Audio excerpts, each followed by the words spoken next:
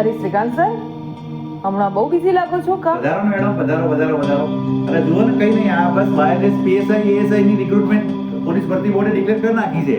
તો બસ હવે એના માટે કમર કસી લઈએ ને.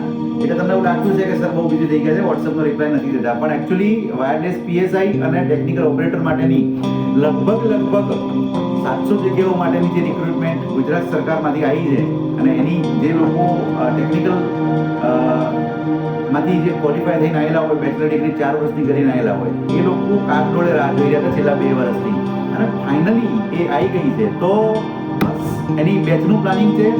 હું શ્રીકાંત પટેલ અને મારી સાથે હશે મોદી સર.